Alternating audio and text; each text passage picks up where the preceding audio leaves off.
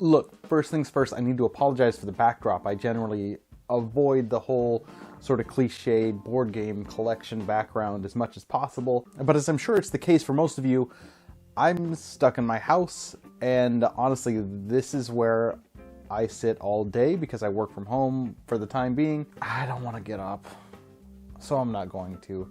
I've got a nice big window with natural light. I don't have to set up my lighting kit. I don't normally do this, but we're going to now. Look, we're living in a weird reality right now where practically all collegiate and professional sports have been shut down due to the COVID-19 virus. So I think I've got something that fits the bill perfectly for anyone that's missing that competitive spirit. The Champion of the Wild. It's a game where you sit around and argue about what animals would be better at which competitions. Is this the future? We'll see. The Champion of the Wild is an arguing party game in which players pit wild animals against each other in various competitive sports or events. Think of it a little like a real-life Pokemon situation with less violence and more arguing. There are a number of game modes, but they primarily follow a basic pattern. Each player is given a hand of animal cards. 3 players will be determined as the event choosers, who will then choose an event type. Certain game modes also use randomizers, but these can always be used if you'd prefer it to having someone choose. Once 3 events are chosen, a weather die is rolled to determine what it looks like outside. Each player looks at their hand of animal cards and chooses which they think will perform the best at all 3 events. They choose one and place it down. Players then pick the first event and take turns arguing why their choice would win in any given competition. The understanding is that the animals won't intentionally harm each other and will understand the rules of the competition. Once a case has been made for each animal, players will give a placement chip face down to each animal but their own, choosing from best to worst how they perform in the specific event. This step is repeated for the remaining rounds and then points are revealed.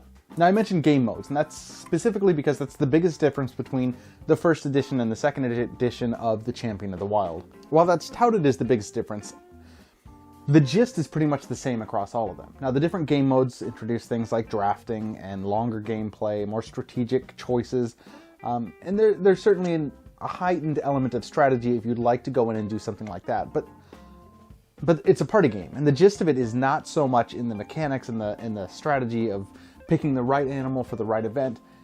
It's more about the experience, the social experience of sitting around and arguing over why a particular animal would do better than another at a Capture the Flag tournament or a home run derby contest.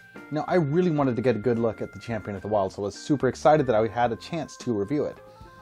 Because first and foremost, my gut instinct looking at this was I liked the way that it looked. The illustrations are humorous and realistic and good. The presentation is top-notch. It's something that is eye-catching and really draws you right into it. There are tons of these arguing games where something's laid out and you argue over what the best choice is. Not all of them look this good. I would argue this is one of the better looking games in this genre. On top of that, the voting mechanism is also fresh. Instead of everyone just saying, oh, okay, we vote for this one as the best, everyone has these series of chips that they place face down for each individual round. And they're voting each round which animal would do best at which event. First place earns the most points, and all the way up to, I think, 8th place? How many people can play this? Yeah, 8 players. So the better position your animal is in a particular event, the more points that they will earn.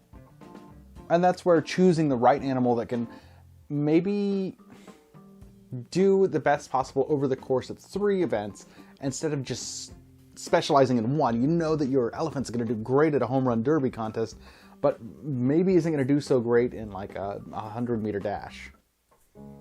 No, elephants are fast, right? What are elephants bad at?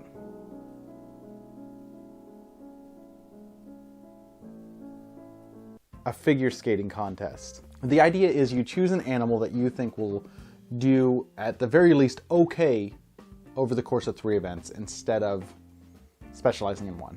And because you get to vote on each individual event, it offers an actual dynamic gameplay instead of just everyone voting on their favorite animal. But the big negative with it is something that's a negative in every type of game like this. It strongly depends on the people that you're playing with. This game gives you all the tools to facilitate fun and exciting and interesting and funny arguments, People that don't know how to utilize those tools or don't want to utilize those tools for interesting, funny conversation, it's not going to be great. I love talking about hypothetical situations, especially ones that don't matter. Those fun would you rather questions or hypotheticals about going to the moon if you were given the opportunity to. Those are a lot of fun to me. And so the idea of arguing over which type of animal is better at which type of sport or event, to me, I find a lot of humor and value in that. But if you're playing with people that just aren't into it, you can't force people to be into this type of thing. And if you're playing with people that aren't, it's going to fall flat. And I found an interesting little niche in this in the terms of where we're at now as far as the quarantine, and throwing up those hypothetical arguments on Twitter. I've been taking pictures of 3 different animals with an event and throwing up polls on Twitter and letting people argue about which animal they think would do best. It's a fun, dumb way to pass the time. It's something that I am finding value and enjoyment in. And if you're fortunate enough to have those around you that find value in arguing over nothing and realizing that arguing not to an extreme extent, but to a fun extent over something like this, something so frivolous and fun, and they can find the enjoyment in the game itself, then this is definitely something you would want to check out, especially if games like Apples to Apples, Cards Against Humanity, that type of thing appeals to you. Then yeah, take a look at this, and this might be something that you could really, really be into. Okay, that's it.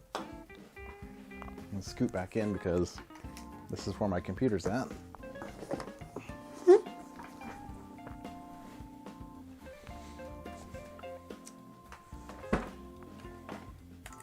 All right, and I just get to sit here for about five more hours.